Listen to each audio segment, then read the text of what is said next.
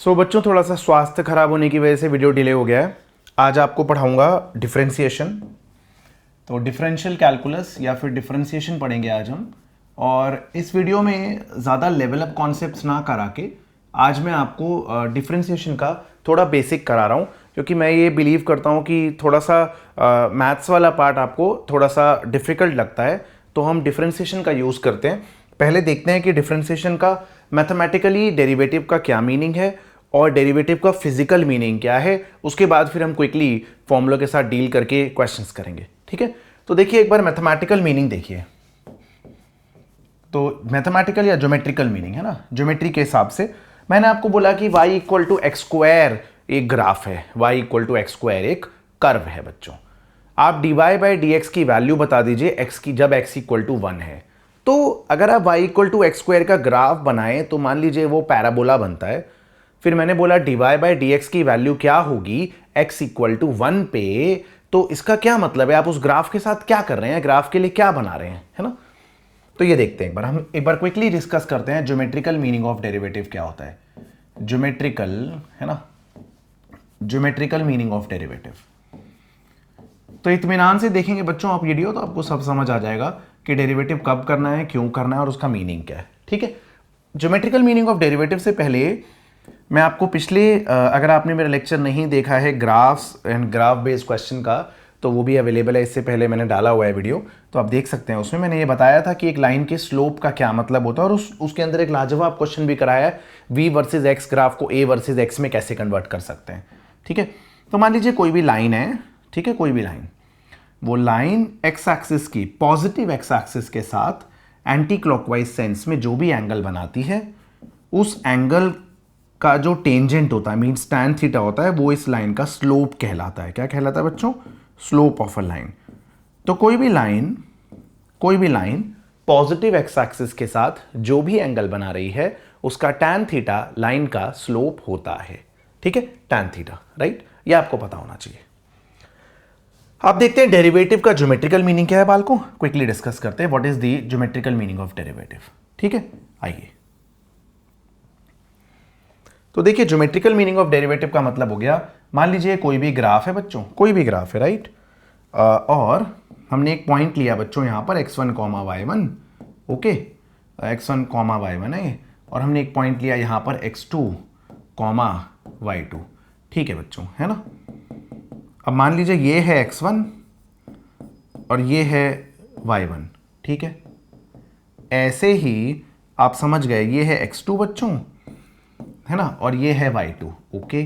अब अगर आप इन दो पॉइंट्स को, चलिए इन दोनों पॉइंट्स का नाम रख देते हैं ना बच्चों, इन दोनों पॉइंट्स का हम नाम रख देते हैं a और b। ये a पॉइंट है जिसके कोऑर्डिनेट्स x1 y1 है, और b पॉइंट है जिसके कोऑर्डिनेट x2 y2 है।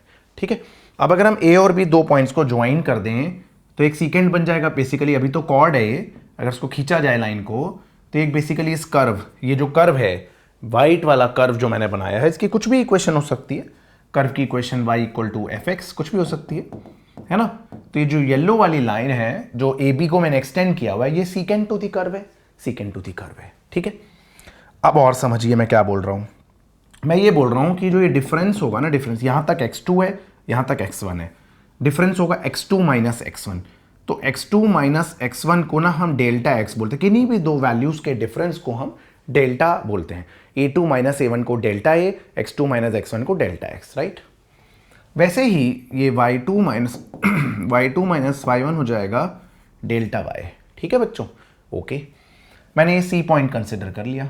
ठीक है, ऐसा करते हैं, आपको ये दिख गया, ये x2 ये x1, तो बचा हुआ x2 माइनस x1 जिसे मैं डेल्टा x बोल सकता हूँ। परफेक्ट है यार, ये पूरा y2 यहाँ तक y1, तो जो ये लेंथ हो जाएगी इतनी, इसको मैं y2 माइनस y1 या फिर डेल्टा y बोल सकता हूँ। सही बात है ना बच्चों। अब मुद्दा समझिए क्या है, आपको टाइम जरूर लगेगा इसे समझने में, बट यहाँ से थोड़े से कॉन्सेप्ट क्लियर होते हैं जिनको डिफरेंशिएशन का बेसिक लॉजिक नहीं पता, और वो बहुत ज़रूरी है ना। मैं कोई भी चीज़ बता रहा हूँ तो उसके पीछे का कुछ कारण होगा। ठीक है बच्चों, तो ये डेल्टा वाई हो गया, राइट, ये डेल्टा एक्स हो गया बेटा, ये ट्राइंगल उठा लिया मैंने यहाँ से, ओके, रुकिए, हाँ जी, ये बच्चों डेल्टा एक्स हो गया, है ना। मान लीजिए ये जो लाइन है ये एक्स एक्सिस के साथ थीटा एंगल बना रही है, पॉजिटिव एक्स एक्सिस के साथ, ये वाला भी थीटा बनेगा, कॉरस्पॉन्डिंग एंगल हो जाएंगे ना, तो ये थीटा हो गया बच्चों। तो लाइन ए बी का स्लोप क्या है, लाइन ए बी मतलब A B secant, secant A B का स्लोप क्या है, तो स्लोप ऑफ सीकेंट है, स्लोप ऑफ सीकेंट क्या है बताइए, delta y divided by delta x, tan theta है ना, tan थीटा क्या होता है, परपेंडिकुलर बाय बेस, सही है बच्चों। अब आप ये बात समझिए कि सपोजिडली मैं ए और बी पॉइंट को बेहद बेहद बेहद बेहद पास ले आऊं, कैसे, मान लीजिए मैं बोल दूं कि x1, y1 जो पॉइंट है वो है लेट इट बी 2, 3, और जो x2, y2 पॉइंट हैं वो मान लो बच्चों हैं हमारे 2.0001, 3.0002 कुछ भी, तो ये ए और बी पॉइंट इतने क्लोज हो जाएंगे, इतने क्लोज हो जाएंगे कि वो लगेगा कि ऑलमोस्ट एक ही पॉइंट है। तो अब सीकेंट टेंजेंट की तरह नजर आने लगेगी क्योंकि दो पॉइंट बहुत क्लोज हो जाएंगे। तो अगर मैं कंडीशन लगाऊं को हम बोलते हैं, अगर हम लिख दें लिमिट डेल्टा एक्स बहुत छोटा है, लिमिट मतलब एक कंडीशन है जी, हम लेके चल रहे हैं कंडीशन बाल को, लिमिट ये है, मतलब कंडीशन ये है कि डेल्टा एक्स जीरो तो नहीं है, x2 और x1 का डिफरेंस जीरो तो नहीं है बट जीरो के बहुत क्लोज है, लिमिट डेल्टा एक्स बहुत छोटा है। अगर डेल्टा एक्स बहुत छोटा है, x2 और x1 का डिफरेंस बहुत ही छोटा है बच्चों, यहां पे लिखेंगे हम limit delta x approaches to zero, arrow का मतलब होता है ऑलमोस्ट जीरो है बट एग्जैक्ट जीरो नहीं है, तो बच्चों ये दोनों पॉइंट इतने पास आ जाएंगे ए और बी कि वो दोनों पॉइंट ऑलमोस्ट एक लगेंगे और ए बी लाइन अब सीकेंट नहीं अब टेंजेंट होगी। तो ये होगा इस कंडीशन पे जब डेल्टा एक्स बहुत छोटा है तो ये जो सीकेंट है वो ऑलमोस्ट टेंजेंट लगने लगेगी, दो पॉइंट आप ग्राफ पे बना नहीं पाएंगे, 2, 3, 2.00001, 3.0002 आप बना ही नहीं पाएंगे, है ना, ये इतने क्लोज पॉइंट्स हो जाएंगे। तो स्लोप ऑफ टेंजेंट हो जाएगा, इस टर्म को बोला जाता है डेल्टा वाई मतलब change in y, delta x change in x, average rate of change of y with respect to x, average rate of change of y with respect to x. But अगर x बहुत बहुत बहुत बहुत बहुत छोटा हो जाए तो ये कहलाएगा instantaneous rate of change of y with respect to x, जो यहां पर उस लाइन का स्लोप हो जाएगा, यानी टेंजेंट का स्लोप हो जाएगा ना कि सीकेंट का। इसको बोलते हैं instantaneous rate of change of y, है ना बच्चों, विद रिस्पेक्ट टू एक्स, और बच्चों ये उस टेंजेंट का स्लोप हो जाएगा। इसे ये भी बोला जाता है बालकों derivative of y with respect to x. ठीक है, चलिए आपको समझ आया ज्योमेट्रिकल मीनिंग क्या है। ये बात लोग जरूरी नहीं समझते हैं बट ये बात जरूरी है समझना कि ये dy बाई डी एक्स जब आप निकाल रहे हैं तो आप एक्चुअली में उस कर्व पे एक टेंजेंट बना के उस टेंजेंट का स्लोप निकाल रहे हैं किसी पर्टिकुलर पॉइंट पे। मैं आपसे क्या कहना चाहता हूं सुनिए, आप जानते हैं ये बात कि, चलिए मैं कुछ फॉर्मूले लिखवा देता हूं डिफरेंशिएशन के आपको, पहले मैथमेटिकली तो हम डिस्कस कर ही चुके हैं, है ना, कुछ फॉर्मूले लिखवा देता हूं डिफरेंशिएशन के और उसके बाद थोड़े से एग्जाम्पल देके फिर आपको फिजिक्स में उसका फिजिकल मीनिंग क्या है और उस पर क्वेश्चन कैसे करते हैं वो देखते हैं। तो फॉर्मूले क्विकली देखिए, डेरिवेटिव ऑफ एक्स की पावर n क्या होता है, पावर आगे आ जाती है एक पावर कम हो जाती है, ठीक है, इनकी डेरिवेशन हमें नहीं करनी होती फिजिक्स में, है ना, अब कहेंगे तो मैं वीडियो में डाल दूंगा नेक्स्ट। किसी भी कांस्टेंट का डिफरेंशिएशन 0 होता है, साइन एक्स का डिफरेंशिएशन कॉस एक्स होता है। ये सब फॉर्मूले हम मैथ्स के अंदर करते हैं 11th क्लास, फिजिक्स में डेरिवेशन नहीं करते हैं क्योंकि बहुत कुछ है पढ़ने को और भी, हालांकि आपका मन हुआ तो मैं बता दूंगा आपको। डिफरेंशिएशन ऑफ कॉस एक्स होता है माइनस साइन एक्स, है ना, डिफरेंशिएशन ऑफ tan x होता है sec स्क्वायर x, ठीक है जी। उसके बाद डिफरेंशिएशन ऑफ sec x होता है बच्चों sec x tan x, sec x tan x बिल्कुल होता है ना। उसके बाद डिफरेंशिएशन ऑफ cosec x होता है बच्चों minus cosec x cot x, बिल्कुल परफेक्ट बात है। जो c से स्टार्ट होते हैं ना, कॉस, कोसेक और एक और आएगा कॉट, है ना, उन तीनों का डेरिवेटिव नेगेटिव होता है। ओके, कॉट एक्स का derivative minus cosec square x, जो सी से स्टार्ट होते हैं उन तीनों का डेरिवेटिव बालकों नेगेटिव होता है। ओके, और क्या बचा, एक्सपोनेंशियल फंक्शन ई की पावर एक्स का डिफरेंशिएशन जी ई की पावर एक्स होता है, और log x या ln x बोल देते हैं, चलिए हम यहाँ पर ln x का डिफ्रेंसिएशन 1/x होता है, ठीक है, ओके। और अगर हमें बोला जाए ये log x to the base a का डिफ्रेंसिएशन होता है 1/log a इंटू 1/x, हालांकि इसकी ज़रूरत रेयरली पड़ेगी, आपको कभी नहीं पड़ती, मैंने लिखवा दिया फॉर्मूला। एक लास्ट फॉर्मूला और है हमारा, a to the power x, a मतलब 2 की पावर x, 3 की पावर x, 5 की पावर x, इसका डिफ्रेंसिएशन होता है a to the power x log a, ठीक है बच्चों। तो ये फॉर्मूले हैं, बेसिकली आपको फॉर्मूले तो लर्न ही करने पड़ेंगे, ठीक है। मैं आपको एक बार क्विकली एक बात बताता हूँ कि हम जब डिफ्रेंशिएट कर रहे हैं किसी चीज़ को तो हम निकाल के आ रहे हैं, ये देखते हैं। उसके बाद हम कुछ क्वेश्चंस प्रैक्टिस करेंगे, नहीं पहले हम फिजिक्स में फिजिकल मीनिंग क्या है डेरिवेटिव का वो सीखेंगे। आइए सबसे पहले मैंने एक बात समझिए, आप सब डिफ्रेंशिएशन करते आ रहे हैं। मान लीजिए मैंने एक ग्राफ दिया y equal to x square, एक कर्व दिया है ना, आपने ऐसे क्वेश्चन किए हैं मैथमेटिकल टूल्स में, फाइंड करिए dy बाई डी एक्स जब x की वैल्यू 1 है। आप सब फॉर्मूला लगा देंगे, पावर आ गया, ये एक पावर कम हो गई, इसमें कोई दो राय नहीं, आप सब जानते हैं उसे कैसे किया जाता है ना। बट आप करके आ रहे हैं ये तो समझ लीजिए, बेसिकली हमसे पूछा क्या गया ये भी समझ लीजिए।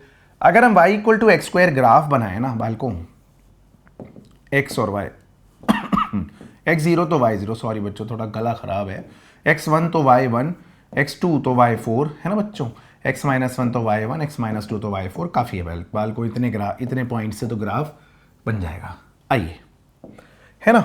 अब ये देखिए क्या है, इसको बहुत बेसिक से कर रहे हैं डिस्कस, इसमें थोड़ी हायर लेवल प्रॉब्लम्स भी कराऊंगा आपको, बट मैंने सोचा कि मैथ्स की चीज़ें थोड़ा बेसिक से कर लेते हैं डिस्कस।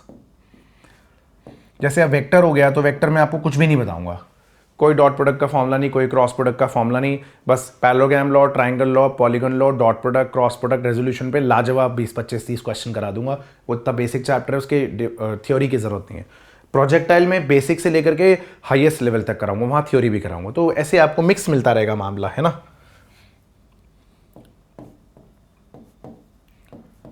चलिए बच्चों, अब हम ग्राफ प्लॉट करें ना, अगर तो ये 0 0 रुकिए 0.11 है ना, 2 पे 4 जी, -1 पे 1, -2 पे 4, बालकों ये ग्राफ बनेगा। ये कौन सा ग्राफ बनेगा भाई, कर्व जो क्वेश्चन में गिवन है y equal to x square, ठीक है। तो ये बेसिक सा ग्राफ है, ये हम बना लेते हैं, अजीब सा बोले x साइन x बोले, x स्क्वायर साइन x बोले, मैथ्स में तो वो सब ग्राफ बनाने सिखाए जाते हैं, बट फिजिक्स में तो हम ऐसे ग्राफ बनाते नहीं, x square into sine x का ग्राफ हम नहीं बनाते, e की power x into sign x का ग्राफ, मजाक तो नहीं हो रहा है ना। तो ऐसे e के पावर x का ग्राफ थोड़ा, e के पावर x और साइन x के कंबाइंड ग्राफ बड़े पेचीदा बनते हैं, हम क्यों बनाएं। बेसिक ग्राफ से आपको समझा देता हूं कि मैं क्या कहना चाह रहा हूं। हमें बोला गया dy बाई डी एक्स बताओ x इक्वल टू 1 पे, मतलब x इक्वल टू 1 पे, मतलब x इक्वल टू 1 पे अगर हम टेंजेंट बनाएं बच्चों, x इक्वल टू 1 पे अगर हम टेंजेंट बनाएं, है ना, तो वो टेंजेंट पॉजिटिव एक्स एक्सिस के साथ जो एंगल बनाएगी, सुन लीजिएगा, x इक्वल टू 1 पे टेंजेंट बनाया जाए, है ना, तो एट x इक्वल टू 1, ठीक है, स्लोप ऑफ टेंजेंट क्या होगा आप जानते हैं, स्लोप ऑफ टेंजेंट क्या होता है, वो होता है बच्चों tan थीटा, है ना। तो जो ये हमें बेसिकली इस tan थीटा की वैल्यू पूछी जा रही है, इसी tan थीटा को बोला जाएगा dy by d x at whatever point x equal to 1, है ना बच्चों।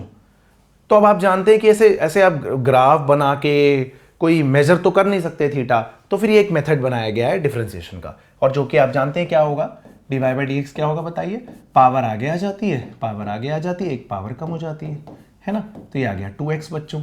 अब क्योंकि x इक्वल टू 1 बोला गया है क्वेश्चन में, तो आप x इक्वल टू 1 पुट कर दीजिए बेटा, तो 2 आ गया, है ना, तो यहाँ पर 2 हो गया ये, है ना। तो dy बाई डी एक्स की वैल्यू x इक्वल टू 1 पे 2 है, जो कि x इक्वल टू 1 पे अगर कर्व पे टेंजेंट बनाया जाएगा तो टेंजेंट जो पॉजिटिव एक्स एक्सिस के साथ थीटा बनाएगा, उसका tan थीटा भी बालको यही होता है ना, राइट। तो ये चीज आपको समझ आ गई, what is the geometrical meaning of derivative. आपसे बोला जाता है कि भाई एक और कर लेते हैं, चलिए एग्जांपल, फिर हम बेसिक डिफरेंशिएशन प्रैक्टिस करेंगे थोड़ी सी। मान लीजिए आपको बोला जाए कि भाई y equal to sine x है, फाइंड करिए dy by d x at x equal to let it be π/3। Sorry बच्चों, गला खराब है थोड़ा मेरा। देखिए बच्चों, अब ना हम एक y equal to sine x का ग्राफ बनाते हैं, रफली बना लेते हैं।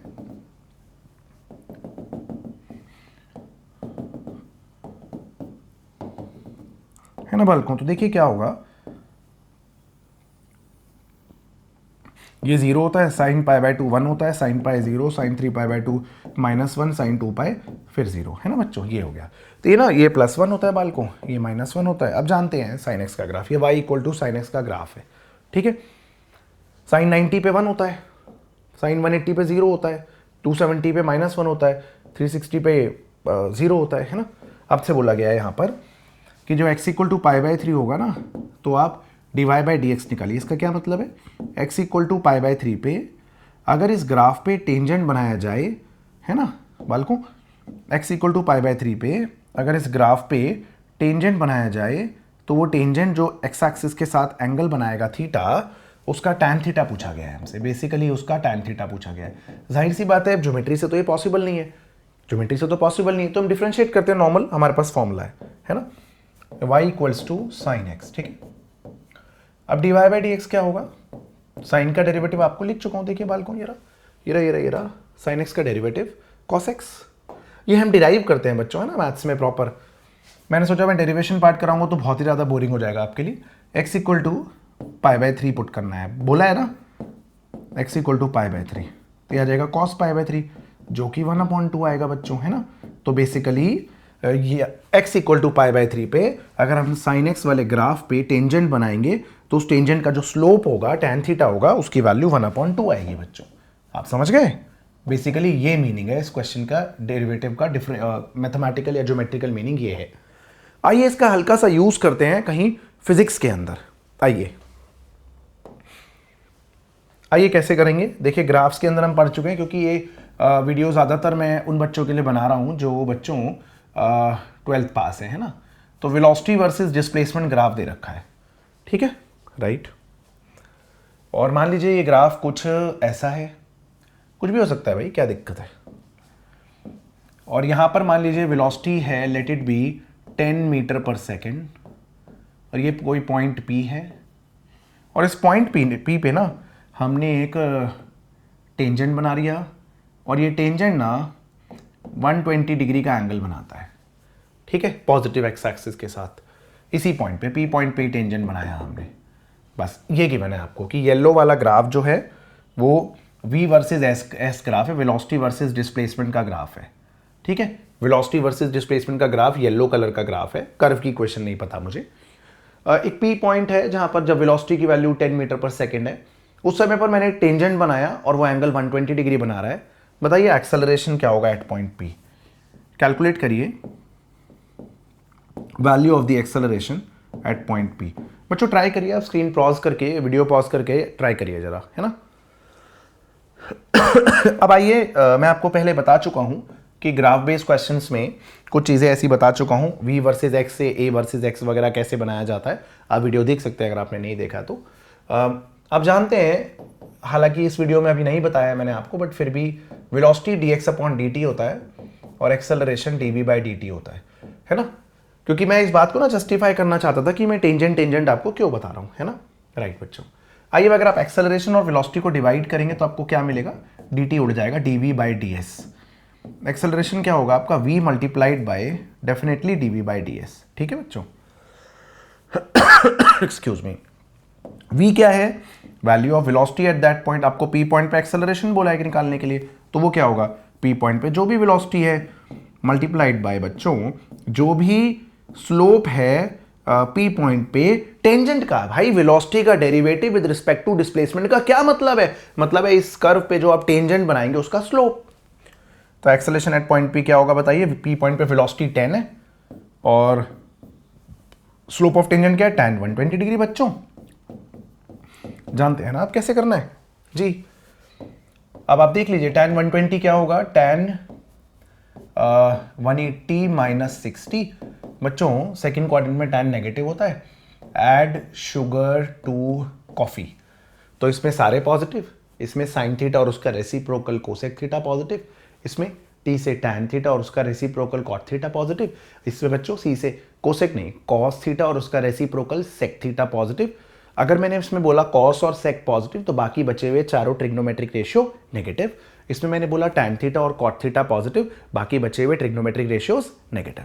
तो ये आ गया tan 180 माइनस 60, यहाँ पर कुछ 90 से 180 के बीच में लाई करेगा, सेकेंड क्वाड्रेंट में tan नेगेटिव होता है, तो ये हो जाएगा माइनस tan 60 डिग्री बच्चों। tan 60 डिग्री की वैल्यू √3 होती है।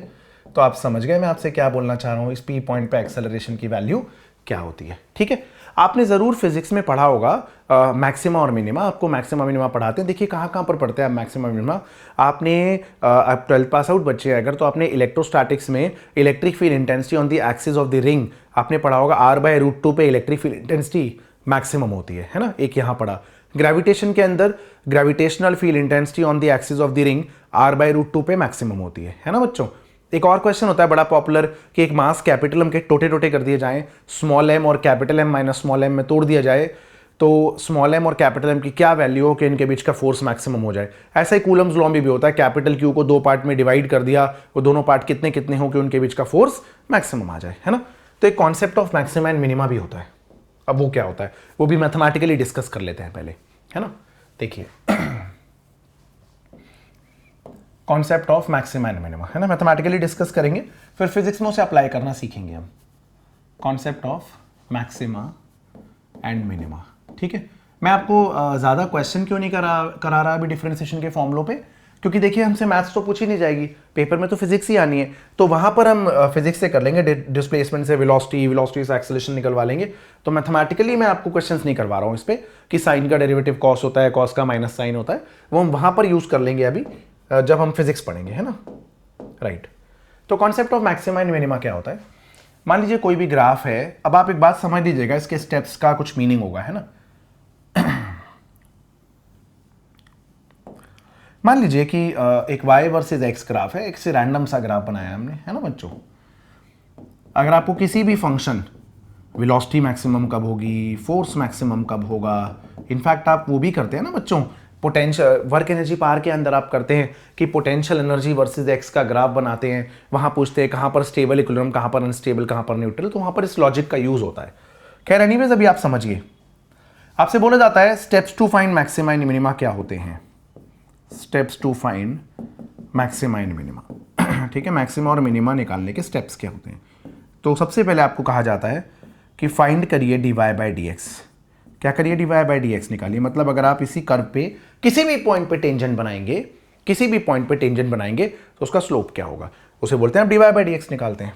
उसके बाद क्या करते हैं आप, अगले स्टेप में आप dy/dx को 0 पुट करते हैं। ये क्या किया आपने, क्या होता है dy/dx, dy/dx होता है स्लोप ऑफ टेंजेंट। तो हमें पहले ये निकालना होता है कहां पर टेंजेंट एक्स एक्सिस के पैरेलल आ रहा है, उसका स्लोप 0 है। स्लोप 0 मतलब dy/dx मतलब, बोलो ना बच्चों, dy/dx मतलब स्लोप, है ना, स्लोप 0, और स्लोप मतलब बच्चों tan थीटा 0, है ना, tan थीटा मतलब थीटा 0, मतलब टेंजेंट एक्स एक्सिस के पैरेलल बनना चाहिए, ठीक है। तो कहां पर बनेगा, सबसे देखिए सबसे ऊंचा पॉइंट जो होगा ना, कैमल के हम्प का सबसे ऊंचा पॉइंट होगा, वहां पर टेंजेंट ग्राउंड के एक्स एक्सिस के पैरेलल बनेगा, और ये जो सबसे बॉटम वाला पॉइंट होगा यहां पर टेंजेंट एक्स एक्सिस के पैरेलल बनेगा, ठीक है। और ये वाले पॉइंट पे भी इत्तेफाक से टेंजेंट एक्स एक्सिस के पैरेलल बन जाएगा। बाकी किसी भी पॉइंट पे अगर आप टेंजेंट बनाएंगे तो वो एक्स एक्सिस के पैरेलल नहीं बनेगा। तो आप dy/dx को 0 पुट करके x की वैल्यूज निकालेंगे। देखिए फिजिक्स में तो ज्यादातर एक ही वैल्यू आती है, x की 2-3 वैल्यूज भी नहीं आती, मैथ्स में आती है 2-3 वैल्यूज, है ना। बट चलिए मान लेते हैं कि आपकी 3 वैल्यूज आती, क्योंकि इस कर्व में मैंने 3 ऐसी जगह दिखाई हैं जहां पर स्लोप 0 है, जहां पर dy/dx 0 है, यहां पर टेंजेंट का स्लोप 0 है, टेंजेंट एक्स एक्सिस के पैरेलल है बाल को। तो ये 3 पॉइंट्स आते हैं। अब क्योंकि मैंने यहां तो कर्व बना दिया है तो आपको ये पता लग रहा है यहां पर मैक्सिमा है, यहां पर मिनिमा है, और यहां इत्तेफाक से डेरिवेटिव 0 आ गया है, बट मैक्सिमा मिनिमा कुछ नहीं है, क्योंकि सबसे ऊंचा पॉइंट ये है, सबसे नीचा y की सबसे ज्यादा वैल्यू ये है, y की सबसे कम वैल्यू ये है। ये वैल्यू ऐसी है जहां पर 0 तो आ गया है, बट एक्चुअली में डेरिवेटिव तो 0 आ गया है, बट वो सबसे ऊंचा या सबसे नीचा पॉइंट नहीं है बच्चों, है ना। तो अब हमें ना एक सेकंड डेरिवेटिव निकाल के चेक करना होता है। देखिए यहां पर ग्राफ में दिख रहा है, आप x इंटू साइन एक्स दे दिया जाए, sine x plus cos x दे दिया जाए, आपको ग्राफ ही नहीं बनाना आता होगा। अब अगर आपको ग्राफ ही नहीं बनाना आता, बगैर ग्राफ के देखना है, तो मैथमेटिकली करना पड़ेगा ना।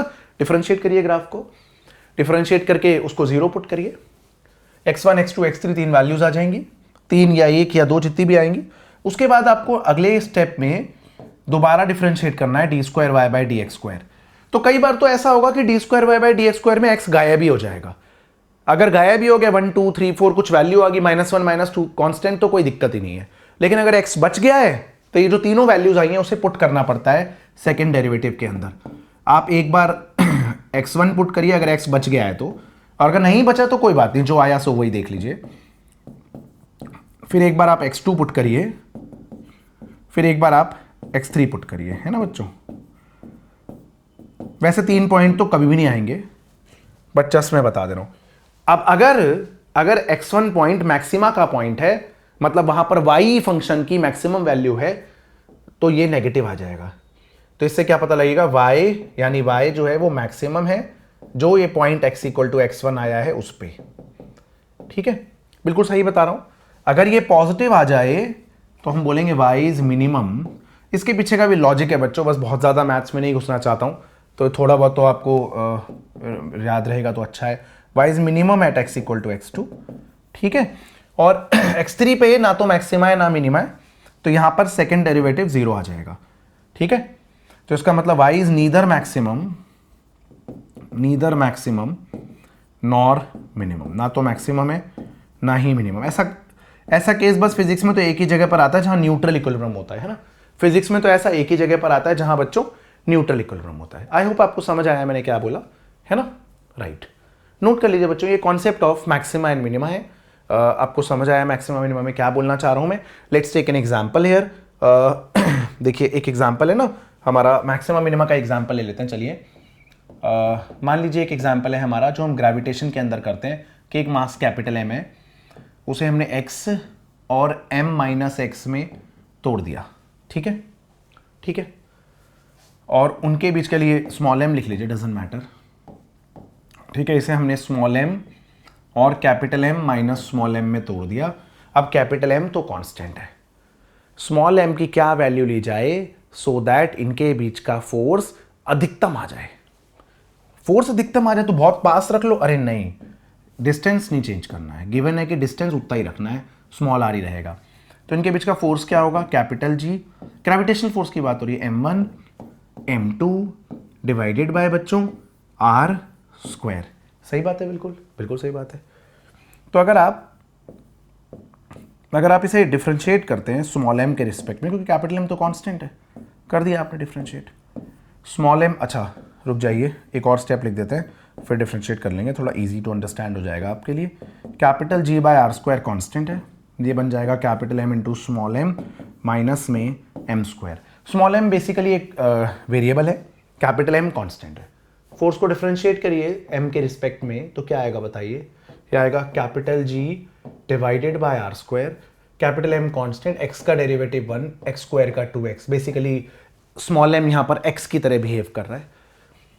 अब बताइए स्टेप क्या था, डिफरेंशिएट कर दिया, अगला स्टेप क्या है बताइए, आप इसको 0 पुट करिए, है ना। Put df by dm equal to 0। इसके शॉर्टकट्स भी होते हैं बच्चों, वो तो ठीक है। फर्स्ट डेरिवेटिव 0 पुट करिए तो कैपिटल M माइनस 2m 0 आएगा, तो यहाँ से स्मॉल m की वैल्यू कैपिटल M बाई 2। अब यहाँ पर ना मैंने बोला था कि 3 पॉइंट आ जाते हैं, लेकिन यहाँ पर एक ही केस आया हमारा। फिजिक्स में तो एक ही केस आएगा ज़्यादातर ना, 3 केस का क्या करना है, कोई बहुत बड़ा एक्सप्रेशन तो होता नहीं। अब क्या करना है, इस m की वैल्यू, स्मॉल m की इस वैल्यू पे मैक्सिमम है या मिनिमम है ये पता लगाना है। तो वैसे तो ये मैक्सिमम ही होगा क्योंकि मिनिमम फोर्स तो 0 ही होगा, तो ये जो भी आया केस वो मैक्सिमम का ही आया है ना। लेकिन फिर भी आप सेकेंड डेरिवेटिव निकाल के इस बात को चेक कर सकते हैं। क्या होगा, G by R square constant, capital M का डेरिवेटिव 0, इसका -2 तो नेगेटिव आ गया। बताइए नेगेटिव का क्या मतलब था, अगर सेकेंड डेरिवेटिव नेगेटिव आया तो जो x की वैल्यू आई थी x1 उस पे y मैक्सिमम है, यानी जो स्मॉल m आया था कैपिटल M बाई 2 उस पे y मतलब यहां पर फोर्स मैक्सिमम है। तो यहां क्या बोलेंगे, force is maximum at small m equals to capital M by 2। सही है ना बच्चों, आई होप आप समझ गए, है ना। हाँ, इसके शॉर्टकट भी होते हैं। देखिए शॉर्टकट क्या होता है, याद रखिए, अगर दो चीजों का सम कांस्टेंट हो तो उनका प्रोडक्ट, देखिए ये तो सिर्फ उन्हीं जगहों पर लगेगा ना, मैक्सिमा मिनिमा का कॉन्सेप्ट तो बच्चों सब जगह लगता है ना। कुछ भी क्वेश्चन आ जाए उसमें मैक्सिमा मिनिमा लगाना पड़ सकता है। कई बार ये बोला जाता है कि दो चीज़ों के बीच की शॉर्टेस्ट दूरी निकालिए टाइम के फंक्शन में, वहाँ भी मैक्सिमा मिनिमा लगता है ना बच्चों। तो ये कॉन्सेप्ट तो सिखाना, इस क्वेश्चन के लिए तो शॉर्टकट लग सकता था कि अगर दो चीज़ों का सम कॉन्स्टेंट हो तो प्रोडक्ट मैक्सिमम तब होगा, प्रोडक्ट इज मैक्सिमम व्हेन वो दोनों चीजें इक्वल हों। तो यहां पर स्मॉल m और capital M minus small m का सम हमेशा कांस्टेंट है कैपिटल M, और इन दोनों का प्रोडक्ट हमें मैक्सिमम चाहिए, तो वो तभी हो सकता है जब ये दोनों आपस में इक्वल हो, यानी 2m हमारा कैपिटल M हो, यानी हमारा स्मॉल m कैपिटल M बैठे हो। तो ये शॉर्टकट है, लेकिन बच्चों ये शॉर्टकट फिर इन्हीं 3-4 क्वेश्चंस के लिए एप्लीकेबल है। ग्रेविटेशन में जो 2 क्वेश्चन है और कूलम्स लॉ के अंदर 2 क्वेश्चन है, यूनिवर्सली एप्लीकेबल नहीं है। एक और क्वेश्चन कर लेते हैं क्विकली हम, है ना। देखिए मान लीजिए आपको क्वेश्चन आ जाए कि x बिलोंगिंग टू, चलो ज़्यादा मैथ्स हो गई, मान लीजिए कि x की वैल्यू एक बार आप 0 से π/2 के बीच में ले सकते हैं, ठीक है, और आपको फंक्शन दे दिया है y बराबर है sin x plus cos x के, है ना, और आपसे पूछा जाए फाइंड करिए maximum value of sin x plus cos x, ठीक है, sin x plus cos x की आपको मैक्सिमम वैल्यू निकालनी है, ठीक है बच्चों। तो बताइए इसके स्टेप्स क्या होते थे। तो इसके स्टेप्स क्या होते हैं, ये भी बच्चों कुछ भी फालतू नहीं है, लॉज ऑफ मोशन के अंदर एक क्वेश्चन है कि मैं आपको जो भी चीज़ें बता रहा हूँ लॉजिकली कुछ सोच के बता रहा हूँ। sin x plus cos x की मैक्सिमम वैल्यू निकालने का या मिनिमम वैल्यू निकालने के पीछे लॉजिक है।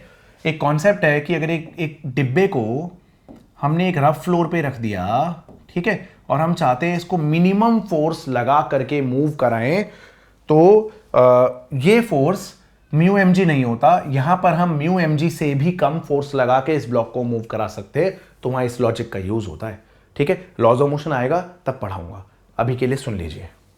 Find maximum value of sin x plus cos x, ठीक है। तो y क्या है, sin x plus cos x। Maximum minimum मैंने आपको क्या बताया, डिफरेंशिएट करिए, dy/dx निकालिए।